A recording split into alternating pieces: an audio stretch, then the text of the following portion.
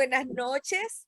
Estamos aquí en Tertulia 55, Salcedo 1, en una noche muy especial, porque tenemos para conversar nada más y nada menos que al padre David Ramón Pantaleón Rosario, salcedense, miravalense, del que estamos profundamente orgullosas de contar con una persona de su calidad humana que sea de aquí, de este pueblo que queremos y que sabemos que nos quiere. Bienvenido, Padre David, ese hombre que nació en Ojo de Agua, que es hijo de Ramón Baltasar Pantaleón González, Mamoncito, y de Zunilda Altagracia Rosario Vargas, mi mía, que hizo su primaria, donde la hicimos mucha gente, la Escuela María Josefa Gómez, y su secundaria en el Liceo Emiliano Tejera. Y finalizó esa secundaria en el Colegio María Eusebia Tapia, que como ustedes recordarán, era el Colegio de los Esquimalitos. Ahí estuvieron otros compañeros de su generación, como fue Onofre Rojas, Jaime David Fernández Mirabal, Pepe Trifolio, entre otros. Entonces, este David del pueblo es al que recibimos hoy y comenzamos por ahí, con que nos cuente un poquito de lo que fue su vivencia aquí en Salcedo, en Conuco, en la escuela, en la iglesia, porque desde temprano estuvo participando con la parroquia San Juan Evangelista. La palabra es suya, padre. Gracias, Gildalina. Pues me alegra mucho poder participar y encontrarme con todos ustedes por aquí, reencontrarme también con mi pueblo, con Salcedo, con esas raíces que alimentan mi vida y lo que soy. Ahorita comentábamos, antes de comenzar, y tal vez sea como una realidad que atraviesa toda la vivencia desde que nací en Salcedo hasta que salí a los 19 años, es que en esa época crecimos en un pueblo en que las redes de conexión entre nosotros eran muy cercanas y era como todo el pueblo como una gran familia, ¿no? Yo podía ir caminando pequeñito a la escuela primaria desde la Colón, donde yo vivía, y por la calle conocía a todo el mundo prácticamente. Me sentía seguro en ese pueblo y que nos conocíamos. Y también todos los grupos en que participé desde pequeño me fueron vinculando a todo ese movimiento artístico, cultural que había en Salcedo. Entonces toda esa riqueza alimentó mi vida, ¿no? Y también la riqueza de la fe de mi familia. Claro, vengo de la familia, mi familia en Ojo de Agua, con Mamá Vela, Doña Fica, mi familia fue muy matriarcal. Mamá Vela era la que tenía como la que llevaba el control de toda la familia.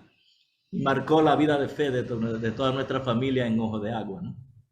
Y por eso cuando me he reencontrado con ustedes por aquí, con muchos otros en Salcedo, es como somos parte como de una familia en la que crecimos juntos. Todo eso lo siento de Salcedo. Claro que nos marcó especialmente el trabajo con el padre Félix, con Eva Pantaleón, con tía Eva. Nos marcó mucho a todos también. Recuerdo de manera muy especial todo lo que hicimos a través del padre Félix, de Nina Eva, la rondalla, los grupos artísticos, culturales, los trabajos diferentes. Había una creatividad muy diversa en la Pero ciudad espérate, y en los no lo campos. sancochemos. Cuéntanos un poquito todo eso de trabajar el guión de la pasión y muerte de Jesucristo, que fue una obra que se presentó por tantos años con tanto éxito aquí en Salcedo. Sí, bueno, cuando la primera vez que íbamos a presentar la Pasión y Muerte de Cristo, que fue un acontecimiento que marcó toda una época en Salcedo, cada año, eh, comenzamos a trabajar un guión. El primer borrador de guión lo hizo Fran Félix Ferreira y después juntos trabajamos el guión. lo completamos con los evangelios, con todos los 4 evangelios. Y montamos esa primera experiencia que se hizo en el patio del colegio del Cardenal Sancha, del Sagrado Corazón, el colegio del Sagrado Corazón, y con la rondalla participando. O sea, la gran novedad era que el guión incluía el drama y la música. Era mezclar el sociodrama musicalizado de la pasión, el drama de la pasión con la música y ya la calidad musical y artística de la rondalla que cantaban en el segundo nivel. Entonces así se hizo un guión que traía, la gente venía de los campos. O sea, había toda una logística para que la gente viniera de los campos también y se vivía esa experiencia varias noches y con muchísima gente participando. Juan Eligio, que falleció hace poco, haciendo el papel de Jesús. Felo, el papel de Judas, y bueno, y muchos otros que participábamos de muchas maneras. Yo en el guión participaba cantando. Me tocaba cantar el momento de la muerte cuando lo crucifican. Cantaba la canción de Canta la Piedra. Le mataron un día. Le mataron un día de madrugada. Esa era la que yo tenía que cantar en el momento de la muerte. Sí, yo creo que la pasión y muerte de Jesucristo en Semana Santa marcó un hito en Salcedo, porque primero, y posiblemente no estoy siendo condescendiente, porque dicen muchas veces que uno los recuerdos de infancia y primera juventud los recuerda con tanto cariño que lo magnifica. Pero yo creo que no estoy siendo condescendiente al decir que tenía calidad de guión, calidad musical y calidad de montaje. Y que pensar que en un pueblito tan chiquito como sigue siendo Salcedo, pero que en ese momento, ¿verdad?, pudiese hacerse una obra de tal calidad que, como usted dice, incluía música en vivo, incluía escenas tan dramáticas como la de la crucifixión, realmente marcó un momento, una época muy especial. Y la verdad que saber que participó en el guión y que estaba ahí cantando, nos hace agradecerle mucho. Pero usted mencionó la rondalla intercomunal Fe y Alegría, que también la calidad de la rondalla, la verdad que si nos ponemos a ver, es verdad que en Salcedo ahora hay mucho movimiento cultural y mucho movimiento académico, pero una agrupación músico-vocal de la calidad de la rondalla no la hemos vuelto a tener. ¿Cómo se pudo lograr esa calidad? Bueno, aquí está Fineta. Fineta es clave en la rondalla por su calidad musical y su capacidad organizativa de convocar, su perseverancia. Pero yo creo que la rondalla fue un proyecto único en el país. Yo no conocí un proyecto como ese, ni antes ni después. No solo porque se juntara un grupo de personas a cantar, sino que es un simple ensayo suponía un esfuerzo colectivo tremendo, porque eran voces escogidas y músicos escogidos de cada una de las comunidades, de los coros de las comunidades. Entonces, para ensayar había que mover toda esa gente y recogerla de las comunidades y ensayar en un sitio. Cada ensayo era un ejercicio de participación tremenda. El que prestaba la camioneta, el que recogía, el que recibía. Entonces, ese esfuerzo colectivo que vinculó a todas las comunidades no solamente fue juntarlos de cerca y los que se conocían, sino que se fue seleccionando de todos los coros y de todas las comunidades, que hizo que la rondalla fuera intercomunal, fuera un reflejo de lo mejor o lo que ellos consideraban que podía ser mejor para cantar en grupo. ¡Qué belleza! Es la primera vez que me doy cuenta que el intercomunal significaba que eran personas de diferentes comunidades, claro, que participaban en la rondalla y que entonces se escogía como a lo mejor de cada coro, de cada comunidad. Sí. Y eso garantizó la calidad de la rondalla. Qué cosa tan interesante. Y además, eso suponía que cada comunidad debía comprometerse a hacer que que los que habían seleccionado llegaran al ensayo. Y eso no era una vez, eso era el año entero. Y eso significaba entonces que realmente había una relación intercomunal, Sí, había porque todo, una red de comunidades que permitía eso. Incluso entonces no no era solamente, solamente el arte, era el arte acompañado de una red de apoyo. ¡Qué sí, maravilla! no solamente para los ensayos, para una presentación, para salir de Salcedo a cantar en Montecristi, había que activar toda esa logística, que la gente se movía de sus comunidades, se encontraba, llegaba, y cuando llegaba había que repartir a la gente por sus comunidades a la hora que fuera, a las 2 de la mañana. Eso hacía que a veces llegábamos de cantar en Nagua, en Montecristi, en otros sitios, y como llegábamos siempre después de medianoche, a esa hora nos aprovechaban los jóvenes que se enamoraban para que saliéramos a cantar serenata por el pueblo. Así nos salíamos a cantar serenata. En estos días le dije a Domingo, que a Dominguito Peña, que muchas veces me tocó cantarle a Lisset, el enamorado de Lisset, que ahora los veo allá. Llegamos, salíamos a darle serenata a Lisset y casi. ¡Qué belleza! Ahora sí quiero, por favor, que le enciendan el micrófono a Carlos para que sean ustedes dos que nos cuenten un poquito de esa unión que ustedes hicieron en el programa de radio del Centro Juvenil Católico, trabajando una sesión de evangelio y música. Eso también, o sea, la verdad que era como una generación adelantada a la época, porque, bueno, cuéntenlo ustedes, esa belleza de trabajar en un programa de radio evangelio con música. ¿Mi micrófono está bien? Sí, ¿Sí? sí. Mira, Gitalina y todo. El contexto hay que hacerlo diferente. ¿Qué edad teníamos? Estábamos en el bachillerato, casi terminando el bachillerato. ¿Dónde estaba la emisora? ¿Cómo había que llegar? Me acuerdo cerca del hospital que había un platanal o algo así que tenía la emisora, la familia Bencosme, y ahí bajo lluvia, como fuera, llegábamos. David y yo no tan solo estuvimos en ese programa de radio, fue muchas cosas más y ahorita voy a mencionar esa, pero siendo preciso con la pregunta, nos tocó hacer en este caso un programa que se llamaba, una sección en el programa que se llamaba Evangelio con Música. Teníamos una introducción muy bonita. David, el día pasado encontré, en algún lado lo tengo, porque esas cosas yo no las boto, en una hoja amarilla por el tiempo, con tus letras separadas, bonitas, el formato de introducción que teníamos, que ahorita en la pretertulia empezamos a mencionarlo. Tú mencionaste algo y yo continué. Era una sección en la que poníamos una hermosa canción de la época. Recuerden que no es el lápiz consciente, que no es Omega, que no es este loco que hay ahora. Habían canciones bellísimas.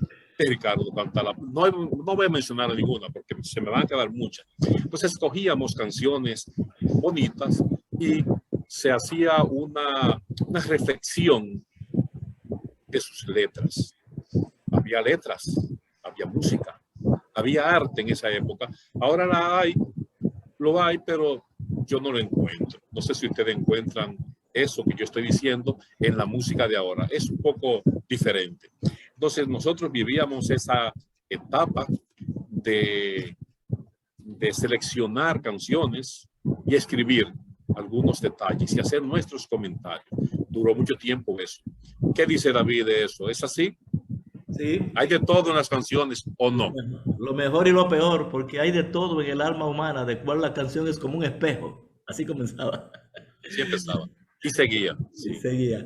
Yo creo que la magia que tenía esa sección era que a una canción que la gente estaba oyendo le ayudábamos a verla desde otra perspectiva.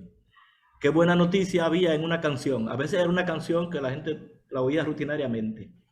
Entonces, aprovechábamos para darle, bueno, una perspectiva nueva. Y lo bueno también era que de nuevo era un trabajo que lo pudo haber hecho uno solo, pero lo hacíamos dos y teníamos que combinarnos. De nuevo estaba el trabajo en equipo. Y claro, era dentro de un programa y teníamos un tiempo medido para hacer ese programa. yo siempre valoré, no solamente en eso, sino en la rondalla, en todas las iniciativas que tuvimos, que una ventaja también que tuvimos es gente mayor, más adulta, que confió en nosotros. Porque nos confiaban responsabilidades muy grandes y éramos muy jóvenes, como dice Carlos. Dice, un programa de radio, a usted le toca hacer esto. Entonces nos empoderaban un poco muy temprano. Y eso pasaba en todos los otros lugares, pero también para nosotros, estrenarnos en la radio con 16 años, no sé, era como, y hablar al pueblo, no sé, 15 años. Sí. Recuerdo que cuando yo empecé el Centro Juvenil Católico, hubo un momento en el que no llegábamos a 20 miembros. Yo recuerdo 16, pero vamos a pensar que éramos más. Pero 16, 20 activos, y teníamos en lista, unas 35 en ese momento agrupaciones que atender de una manera u otra. Éramos niños y los adultos nos daban esa confianza, como tú acabas de decir. Era una época en la que esas comunidades estaban cansadas y seguirán cansadas también todavía de las promesas de los políticos, que eran los que quizás llegaban a hacer promesas a esos sitios, repito. Entonces, nosotros fuimos con acciones y con el sacerdote, porque sin él no hubiese ocurrido nada. El padre Félix, que fue una joya en el país, en la provincia, nos apadrinó cada cosa que hacíamos, y por eso tuvimos éxito. Porque Gracias, lo hicimos Carlos. a través del Centro Juvenil Católico. Sí. Qué bien, porque pensar, o sea, si se está en el bachillerato, estamos hablando que estamos haciendo actividades entre los 16, 17, 18, 19 años. O sea que muy jóvenes involucrados en todo esto de construir ciudadanía a través del arte, a través de la conciencia crítica, a través de el construirse como personas de bien. Entonces, muy joven, al padre David le llegó la llamada, porque a los 19 años, estudiando en la UAS, ingeniería agronómica, decidió entrar al noviciado de la Compañía de Jesús. Y a mí me gusta muchísimo que buscando qué significa ser jesuita, qué significa la Compañía de Jesús, encontré algo que me pareció sumamente importante, que es que para ser jesuita se recorre un largo y exigente camino en el que la formación es un elemento clave del proceso. Cuando uno se encuentra con un jesuita, sabe que, entre otras cosas, hay una persona instruida y formada. Y sabemos que eso es cierto con el padre David, pero ahora, escuchando la historia, sabemos que a pesar de toda la influencia y de todo lo que le ha podido aportar haber entrado a la Compañía de Jesús, ya él iba cuando llegó a la compañía, siendo una persona que había y estaba trabajando en su formación desde la más temprana juventud, desde la adolescencia, porque él fue monaguillo, escribió el guión de la Pasión de Cristo, estuvo en la rondalla intercomunal Fe y Alegría, trabajó en el Centro Juvenil Católico. En consecuencia, ya en Salcedo, él había comenzado un proceso que lo llevó ahí.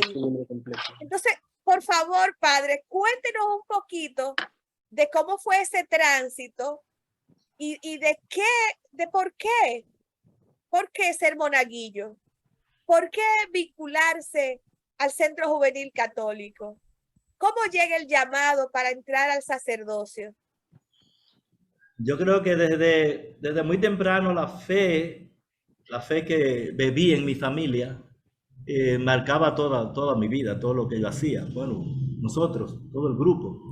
Y, y cuando llegó el momento en la universidad de empezar la carrera y a visualizarme hacia adelante, entonces comenzó a llegarme a mí como la imagen de que, ¿por qué si yo me sentía tan contento trabajando en las comunidades, visitándola en Jamao, en La Loma, por todos los lados, y me sentía tan contento haciéndolo desde la iglesia, no soy yo sacerdote? Ahí vino la pregunta. Entonces, primero fue una pregunta que me asustó, porque yo tenía novia, y una novia, ¿Cómo? y una novia de mucha calidad, una muchacha Teresa Cabral. Entonces era un momento muy difícil para mí porque yo sentía que era la persona que había encontrado, la que yo quería. Entonces ese trance fue difícil, pero terminó pesando la vocación de servicio en la iglesia como sacerdote. Entonces yo no pensé eso desde pequeñito, no se me ocurrió antes. Se me ocurrió en ese momento fue cuando caí como en la cuenta de que podía ser y sentí que era un llamado. Y entré entonces en el noviciado en Santiago de los Caballeros en el 77 y me ordené sacerdote 10 años después. O sea que pasé todo el proceso de formación que tiene la Compañía de Jesús. Y lo sentí muy en conexión con todo lo que había vivido hacia atrás. Como que lo que viví antes me preparó para entrar. Incluso los jesuitas suelen hacer un proceso largo para admitir a alguien. Y el encargado de vocaciones, cuando habló conmigo, me dijo, no, si tú quieres puedes entrar la semana que viene. Él vio, cuando me escuchó, yo venía de los grupos que tenía, lo que había participado, yo me había leído hasta cosas del Vaticano II que estaba ahí, porque nosotros para esas cosas la estudiábamos como parte de nuestro trabajo. Y cuando él vio mi itinerario, me dijo, tú puedes entrar si quieres el próximo domingo. Me dijo de un domingo para otro. Y así ¡Wow! entré muy rápido. Y fue mejor porque era muy difícil la decisión que tenía que tomar entre si iba a seguir mi compromiso como casado o mi compromiso en la Compañía de Jesús. Claro que hubo figuras, sacerdotes que me marcaron mucho, porque en esa época yo conocí a Jorge Cela, conocí a Padre Manuel Maza, que eran sacerdotes, que eran académicos, enseñaban en la universidad y vivían en una casita en el barrio de Huachupita. Esa fórmula fue para mí la fórmula que me convenció, que se podía hacer un sacerdote en medio del pueblo y al mismo tiempo con formación. Esa combinación ya fue la que me terminó de convencer. ¡Qué belleza! Y en esa época de estar como formador de novicios, que eso tiene que ser una experiencia muy enriquecedora, porque entonces estaba trabajando con juventud, usted que venía de haber sido un joven inquieto y dedicado a todo el trabajo comunitario y artístico y pastoral. ¿Cómo se dio ese trabajo? Sí, precisamente cuando yo estudié, hice mi teología en Brasil y cuando regresé de allá y me ordené sacerdote, la primera misa fue en Ojo de Agua y inmediatamente llegué, me pidieron, mi primer trabajo fue formar a los que llegaban, a los novicios. Y pasé en eso 10 años. O sea que mi primera misión fue volver a trabajar con gente joven en un momento decisivo de sus vidas. Eso también a mí me ayudó mucho porque era encontrarme con jóvenes en el momento más crucial de su existencia, porque era el momento en que están tomando una decisión de tanta envergadura. Y como cada año venían nuevos, eso me hizo como mantenerme renovado y muy animado viendo que había gente joven que seguía diciendo que sí, que seguían comprometiendo su vida definitivamente en una causa tan noble, ¿no? Entonces me tocó hacerlo y en cierta medida también en la compañía aprendí mucho para ese servicio, pero lo había aprendido en Salcedo porque Desde temprano trabajábamos con jóvenes, visitábamos comunidades, dábamos charlas, entrenábamos con los Boy Scouts, teníamos muchísimos trabajos sistemáticos de acompañar a adolescentes, jóvenes. Como de alguna manera también me formó el pueblo de Salcedo y la experiencia que vivimos, me formó también para esa misión. ¿Alguna anécdota de ese tiempo trabajando con novicios? De ese tiempo, sería ¿Alguna bueno. anécdota que Bueno, una simpática. Ajá. Es que precisamente bueno, yo no voy a contar un pedacito ahora, pero cuando los jóvenes llegan al noviciado, es un momento tan difícil el día de la entrada. Vienen las mamás, los papás, los hermanos. Entonces, el día de la entrada hay una mezcla de alegría y de dolor. Hay un momento en que las familias, las mamás se pasan el día contentos, pero a la hora de la despedida, cuando la familia se va y deja a su hijo, entonces se arma una lloradera, es un momento difícil. Entonces, para yo ayudar a manejar eso, en ese momento yo ponía a toda la gente a cantar una canción que la inventé, tratando de explicar lo que estaba pasando de una manera como más divertida, o por lo menos en un ritmo alegre, poner a cantar a la gente. Entonces, ayudó, fui aprendiendo que era un momento en que tenía que poner a la gente a cantar o hacer algo, pero algo que no fuera una canción triste para que la gente llorara. Entonces escribí una canción que se llama La Mochila y que expresa cómo llega la gente, que llega con su mochila al hombre cargando su historia, y por lo menos un pedacito para que vean la canción. Cántela, cántela, padre.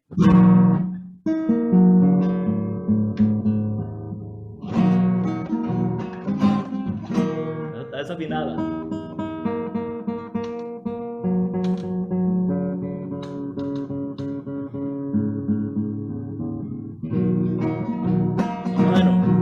Mochila al hombro llegué, un corazón ardiendo llegué, un credo remendado soñando nuevo llegué y llegué. Con mi mochila al hombro llegué, un corazón ardiendo llegué, un credo remendado soñando nuevo llegué y llegué. Con mi mochila al hombro llena de nombres que me alentaron, con mi mochila al hombro cargo mi historia, tierra sagrada. Con mi mochila al hombro, dispuesto a andar por nuevos caminos, siguiendo a Cristo que me ha llamado. Llegué y llegué, con mi mochila al hombro, llegué, un corazón ardiendo, llegué, un credo remendado, soñando nuevo, llegué y llegué. Con mi mochila al hombro, llegué, un corazón ardiendo, llegué, un credo remendado, soñando nuevo, llegué y llegué. Corazón ardiendo por las heridas de mi pasado, un corazón ardiendo por las huidas con otros dioses, un corazón ardiendo con las palabras del Nazareno que abrieron surco en mi tierra nueva. Llegué y llegué, con mi mochila al hombro, llegué, un corazón ardiendo, llegué, un credo remendado, soñando nuevo, llegué y llegué, con mi mochila al hombro, llegué, un corazón ardiendo, llegué, un credo remendado, soñando nuevo, llegué y llegué. ¡Bravo! Entonces realmente rompía en la tristeza y permitía que se quedaran. Sí, tú te ponías a la gente, por lo menos el estribillo hacía que la gente cantara. No llegué, ponía a la mamá a cantar y ya, entonces se disipaba la pena porque era un drama. La despedida era un drama. ¡Qué bello! De distancia. Manuel Tejada Mararo ha levantado la mano, entonces vamos a darle la oportunidad que pregunte. Vamos a dejar que Che te abra el micrófono, a ver si lo puede abrir tú ya. Sí, es recordando esa parte que narraba David. Yo recuerdo perfectamente a Juan Eligio, todo ese grupo que trabajaba con el padre Feri, la rondalla, porque estábamos divididos en esa época, en dos. Ella en la parte religiosa y yo estaba en la parte comunitoide. luchando en contra de los 12 años del gobierno de Balaguer y por la reconstrucción de la segunda planta de ustedes, todo ese tipo de cosas. O sea, un momento, bellísimo ese episodio que narra David, nosotros lo vivimos, uno compartía con ellos ese tipo de cosas. Pero sí, de la parte de los jesuitas, conocí un amigo de David, a Serafín Cotes, un gran amigo suyo. Trabajé con él en el Ministerio de Educación. ¿Hasta dónde es cierto y cómo se maneja eso de los jesuitas que hacen 3 votos? El voto de obediencia, el voto de castidad y el voto de pobreza. Porque yo estuve en una parte con el padre Melvin, por allá, por cerca de Lía Piña, por allá en Montecristi, que es una zona de esa. Y él me decía que él no podía usar aire acondicionado, muchísimas cosas. Digo, ¿cómo? Y ustedes, sí, nosotros tenemos esos 3 votos, me decía. No sé cómo se maneja eso, porque la verdad que no es fácil ser jesuita. Bueno, los votos corresponden a toda la vida religiosa, todas las congregaciones religiosas tienen esos 3 votos. Pero en realidad, en el caso de la Compañía de Jesús, el voto de pobreza es un voto por el que nosotros no podemos tener nada propio. O sea, yo en ningún sitio tengo nada propio, no tengo, ni puedo heredar tampoco nada propio. Todo lo que manejo es de la institución y así funcionamos. Entonces no puedo tener una cuenta que es mía, la cuenta que yo manejo es una cuenta de la comunidad. Y eso nos da muchísima libertad para llegar a un sitio y salir y comenzar de nuevo en otro lugar.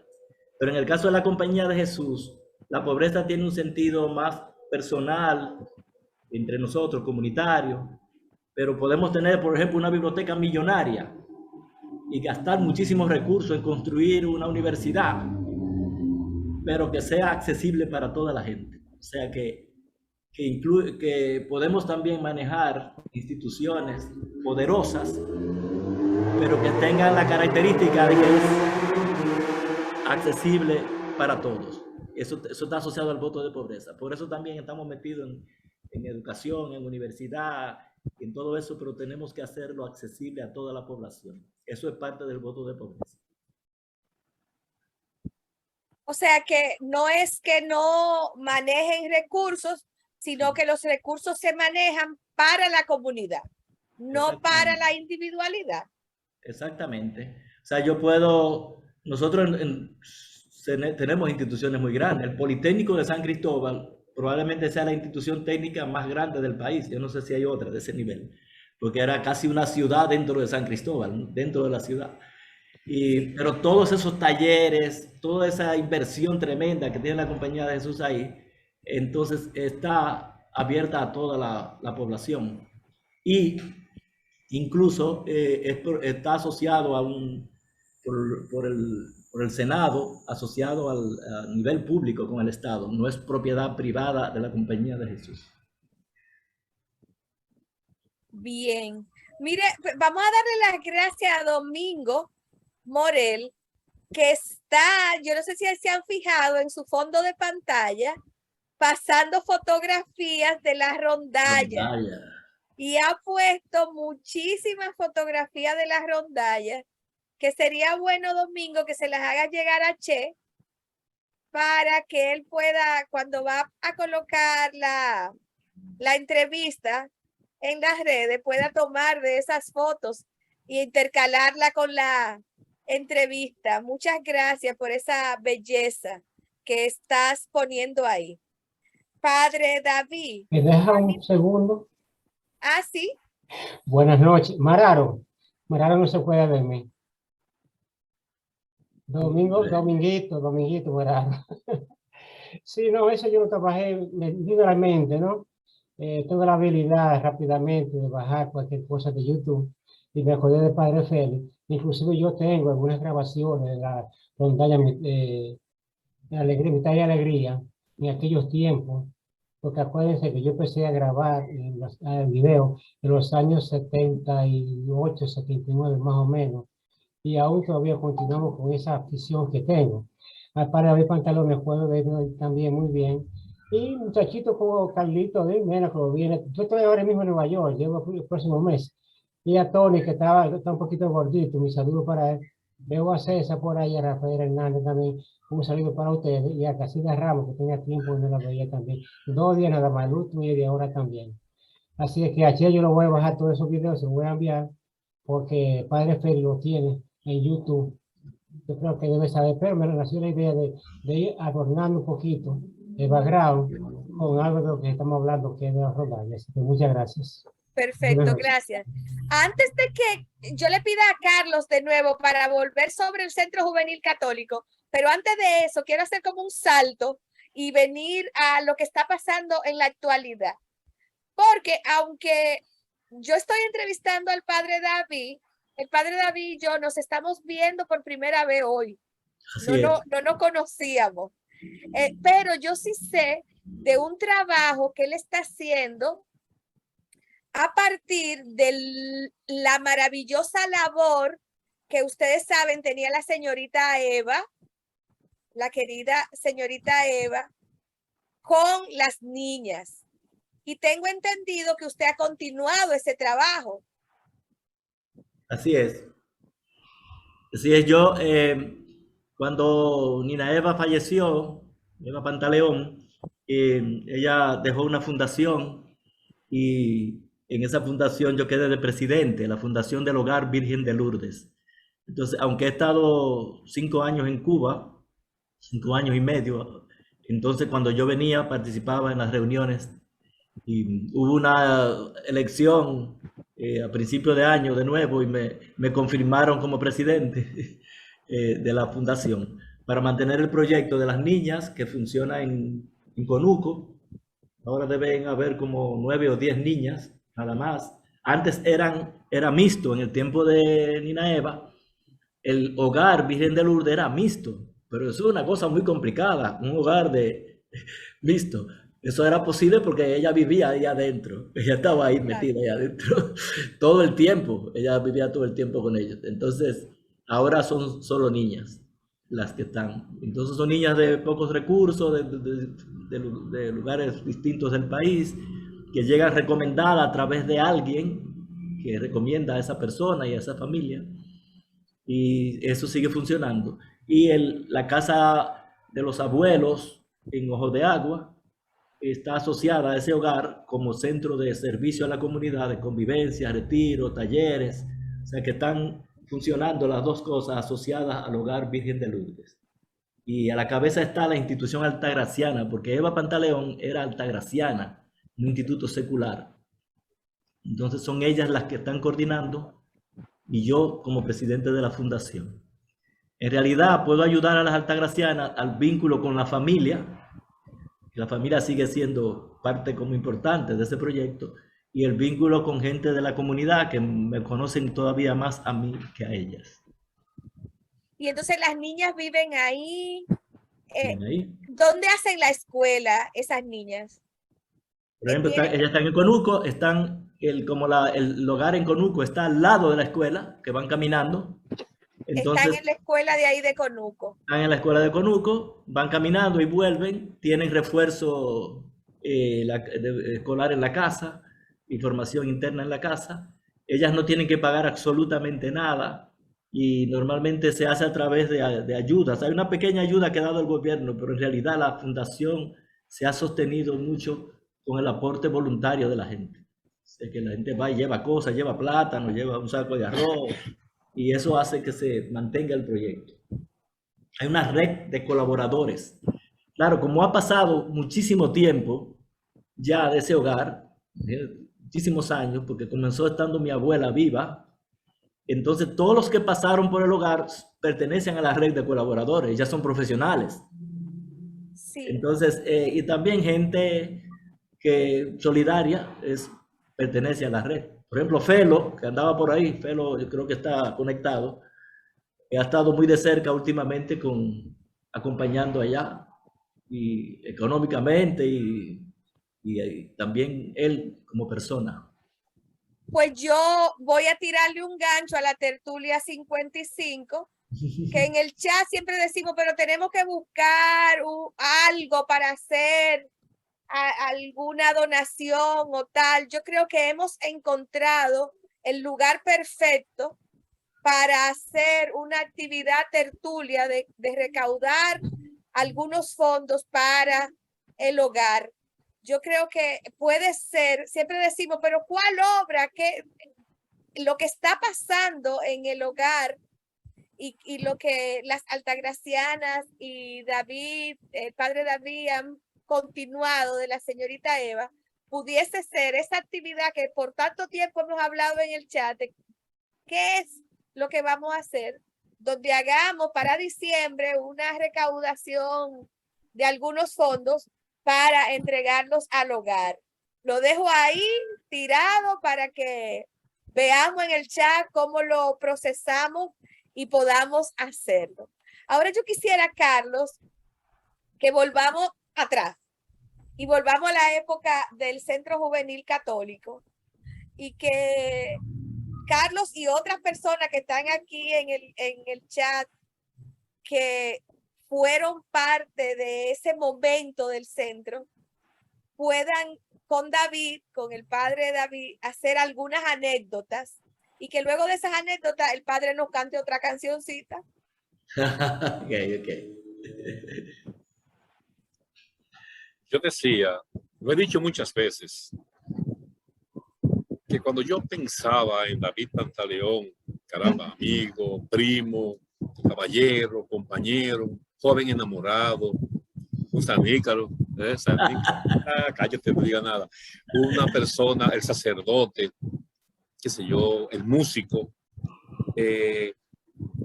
era la única persona, lo he dicho muchas veces, que si caminaba por un sitio donde habían botones de flores, a su paso se iban abriendo. Me aturde. Lo he vivido con David y ha sido uno de los regalos de la vida. Tantas cosas que hemos pasado. Me acuerdo que el día de tu primera misa, no se me olvidó, nunca se me ha olvidado, que Eva, cuando yo abracé, estábamos todos tan contentos, me dijo, aquí falta algo, tú debiste haber estado ahí. Debiste pensarlo, debiste haber... Eva, o sea, como es David, una persona con ese carácter, con esa fuerza. Estaba atrás de Carlos para que fuera cura. Bueno, Carlos Mena. Bueno, entonces, muy bien. Entonces, ha ocurrido últimamente que he pensado en esos momentos, como dijimos ahorita, por la diversidad de actividades que hay en Salcedo. Cosas sueltas, pero lo que nosotros vivimos en el centro, en tantas cosas diferentes del cual se encargaba esta agrupación, fueron únicas. Como decía, me aturdo para escoger algo de qué hablar, algo de la loma, algo. Me acuerdo algo interesante. En la esquina de mi casa, ahí donde vivía Chucamilo, en esa escalera circular, la casa terminaba en una escalera circular, termina todavía, que sentados ahí, porque nosotros fuimos consumidores de horas en las esquinas. ¿Te acuerdas, David? Sí. Hubo un momento en el que nos pusimos a ver era de día, la tardecita, unas hormigas caminando y descubrí que estábamos absortos, maravillados por la naturaleza. Nosotros queríamos hasta las hormigas caminando. Eran los tiempos. Queríamos ser buenos y éramos buenos. Teníamos un corazón increíble. Que queríamos cambiar el mundo, pero cambiábamos pequeños accionares alrededor de nosotros. El Centro Juvenil Católico nos sirvió mucho, David. David, ¿tú lo recuerdas de esa misma manera? Sí. Hay muchas cosas que inventamos. Cuando lo escuchaba ahora, me acuerdo que inventamos la famosa Sociedad del Litro. O sea, ¿cómo se nos ocurrió eso? Dijimos, de eso quiero hablar. De la Sociedad del Litro. Pero si Tony va a hablar, que Tony lo explique. La Sociedad del Litro. La Sociedad de... El litro. El litro. Litro. Ajá. Eso nació en el año 1973 en el Centro Juvenil Católico. Y la Sociedad del Litro. Ahora, yo no sé, eso no fue Padre Félix, fue alguien, no. Yo creo que fue Pepe Trifolio. Fue entre nosotros. Fue entre nosotros, el grupo. Entonces, ¿cuál era la Sociedad del Litro? Bueno, que en un litro de romo le quitábamos el letrero, ¿no? llenábamos el litro de refresco, de alguna bebida natural, y cuando nos juntábamos en ciertas noches para cualquier cosa, una actividad, qué sé yo, no era romo que bebíamos, era refresco, señores. Y éramos chamaquitos de 17 y 18 años. Eso era increíble, men. Era un gesto simbólico porque no queríamos alcoholizar la alegría. O sea, que podíamos celebrar, estar contentos sin romo. La gente piensa que tiene que tener romo para estar bien. Entonces, andábamos con el litro y llegábamos un litro de chinola, un litro de tamarindo, nos juntábamos, gozábamos, cantábamos, hacíamos de todo y era con jugo. Pero que era raro, Davo, era raro unos muchachos jóvenes y que nos gustaba bailar y que estar en el Saimega todos los sábados y bebiendo sus traguitos. Hiciéramos eso en la semana entera en el Centro Juvenil Católico. Eso lo recuerdo yo como ahora porque una vez nos hicimos una reunión en la galería de la casa de Mamá Taba. Sí, yo me acuerdo de esa. Y todo el mundo llegamos con un litro y Mamá Taba veía eso y dice, como quien dice, ya me embromé, esto va a ser una bebedera. Y no se recuerda uno de ustedes que se le dijo a Mamá Taba, no, Mamá Taba, eso es refresco, eso es algo simbólico. Pero lo bueno fue que Mamá Taba lo tomó así, de que ya sí me embromé con esta bebedera y no digo, no, en mi casa esto no va a pasar, porque mi abuela no era fácil. Y esta es una cosa, Gabo, el programa que ustedes hacían en Radio Útil, del Centro Juvenil Católico, que prácticamente lo dirigía Pepe Trifolio. Sí. A mí me gustaba la radio, pero nunca le dije a Pepe, ni a nadie, ni al padre Félix que yo quería trabajar. Pero Pepe sabía mis ciertas condiciones y mi cierta inclinación a la radio. Y Pepe me puso, como yo tenía una grabadora, Pepe me puso a hacer entrevistas en la calle de ciertas personalidades de la ciudad, ¿no? Y el primero que yo entrevisté fue ese señor de ahí de Rabo Duro, que tocaba acordeón, ¿cómo se llamaba? Bolo de Jesús. Don Bolo de Jesús. Esa fue la primera entrevista que yo hice en la radio. O sea, se la llevé a Pepe y después la pasó varias veces porque la gente llamaba que quería escuchar. Y la segunda, nunca se me olvida, que fue el señor limpiabotas, el cojo, ¿cómo se llamaba? El Mocho. El Mocho, esa fue la segunda entrevista que yo le hice al Mocho. Y esa entrevista fue famosa, y así por el estilo. Y de ahí, pues, nació mi inclinación a la radio. Y bueno, ya te saben la historia. Oye, qué bien. Padre, una cancioncita. Bueno, o una canción sota. Quería también indicar que sí sucedió que yo salí temprano, porque como a los 19 años me fui. Hubo otros que tuvieron una presencia más larga en el centro, en las muestras de la cultura campesina, siguieron volviendo, pero yo entré en un camino de formación y me fui. Entonces sí tuve un corte más fuerte que muchos de ustedes, ¿no?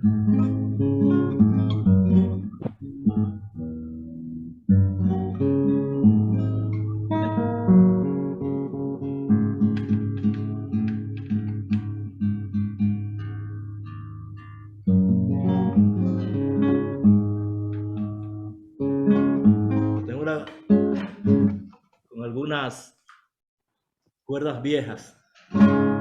Esta canción es de la letra y música de un jesuita venezolano.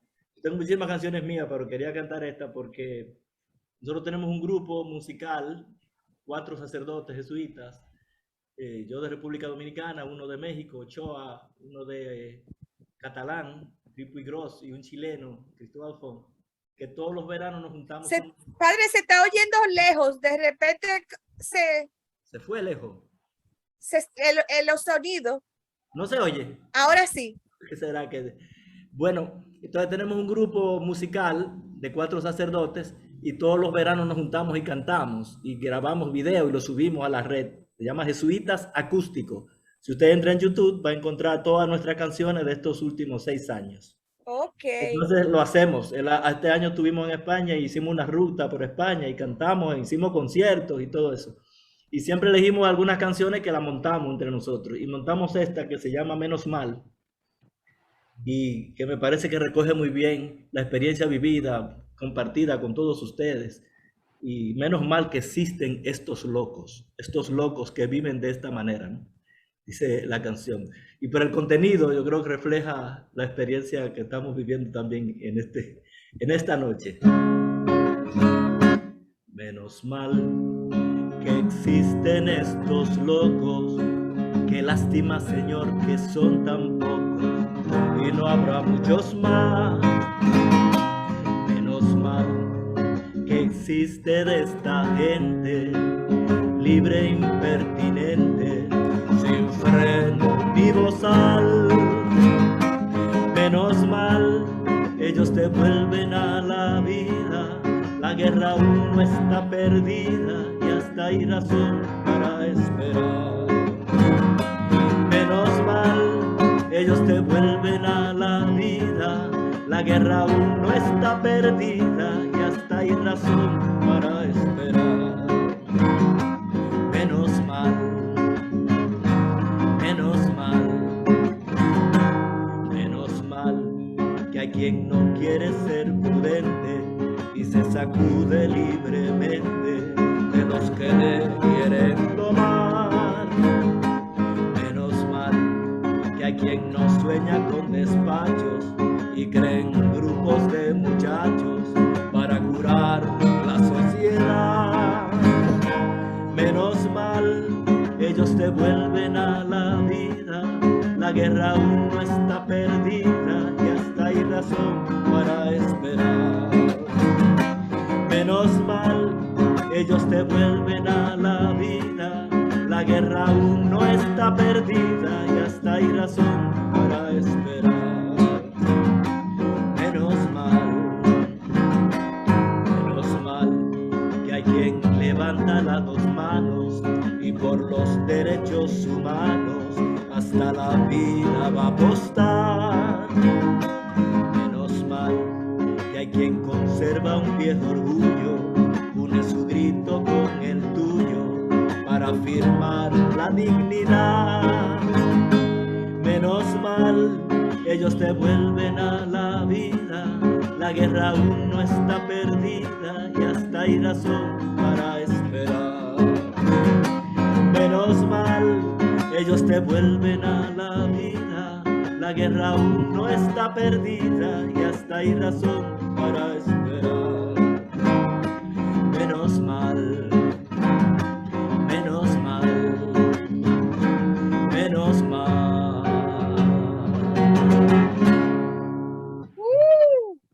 ¡Bravo! Que sí, David. Menos mal que hay quien no quiere ser prudente y se sacude libremente de los que le quieren domar.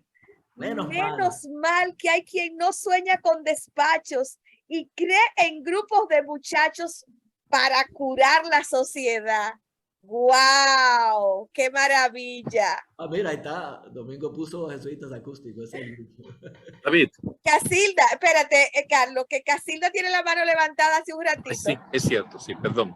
Casilda. Bueno, yo estoy muy contenta porque además estoy como remontándome a ese pasado hermoso. Yo con David tengo muchas horas también convividas porque comenzamos juntos desde los años del liceo, acabamos el bachillerato y recuerdo aquel día en que estando en el colegio universitario, en el CURNE, David se nos acerca y nos dice, así como medio rápido, que se iba de cura, y recuerdo el duelo, o sea, quiero decir que hicimos un duelo y acompañamos a Tereco en el duelo, o sea, era como un impacto que nos causó aquello, bueno, y que todo lo... Se cerró el de ella, el de Casilda. Casilda, tú. Sí, ya. Bueno, decía entonces que pasado el tiempo, viendo el tiempo que ha pasado en tu vida, cómo lo has vivido, yo soy seguidora de tu grupo y viéndote esta noche contento, feliz de lo que has hecho, pues digo, mira, valió la pena y qué bueno. Solo una preguntita, ¿por qué fuiste a los jesuitas? Bueno, mi conexión con los jesuitas fue Eva Pantaleón. Eva Pantaleón los conocía a ellos. Pero además yo descubrí que yo tenía vínculo con los jesuitas sin saberlo. Porque, por ejemplo, yo fui también catequista, daba catequesis a los niños. Bueno, algunos de los vecinos más pequeños yo les daba catequesis en el patio de mi casa. Y el método que yo utilicé, que yo elegí para dar catequesis, se llamaba Nosotros. Ese método, que se llamaba Nosotros 1, Nosotros 2, me gustó el método porque la catequesis era diferente. No partía de las teorías de la fe, sino que lección 1 se llamaba El Colmado. Y comenzaba hablando del colmado y después llegaba al Evangelio. Lección 2, la pelea. Y cuando yo descubrí que los autores eran los jesuitas de los barrios de Guachupita, y yo en ese tiempo que elegí un método de catequesis que sentía que pegaba con mi historia, y era el estilo de los jesuitas.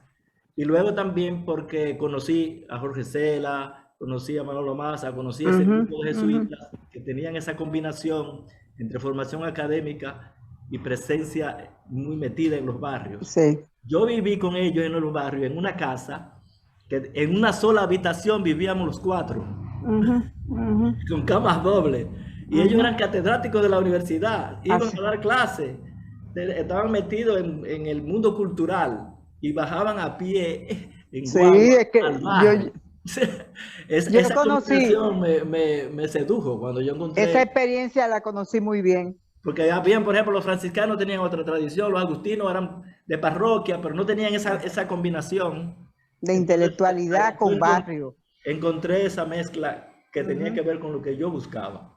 Y además, además que el tema del arte y la música está asociado también a la tradición. Y todo lo que tiene que ver con el arte. Y yo sentía que el arte era parte de mi vida. Yo tenía que ser cura, pero seguir cantando. Ya. Quiero apuntar a lo siguiente. Cuando hablaban ahorita de la rondalla y esa relación con las comunidades, esa interrelación que se dio. Y ahora. Se fue la imagen ahora. ¿Te escuchamos? Ahora, ya. No sé qué pasó, pero bueno. El asunto es que quiero reconocer a cómo se integraba la comunidad. Habían los hombres de la comunidad que se integraban también a la rondalla y eran como esos hombres protectores, Efraín Camilo, Saro García, Bobo Rivas. Eran gente de la comunidad con prestigio comunitario, con trabajo comunitario, que andaban con la rondalla, y eso yo lo quiero reconocer esta noche. O sea, no solo eran los muchachos. Y lo hacían voluntariamente. Y en el lugar del ensayo había que darle algo a esa gente, porque después que se ensayaban 2 horas había que óyeme, eso eran y el que los padrinos. El ensayo inundaba su casa con ese ensayo y además tenía que cantearse. Eso eran los padrinos. Y también recuerdo, por ejemplo, yo fui del grupo Eva, con mucho orgullo, y recuerdo esa formación, bueno, como que le permeó la vida a uno.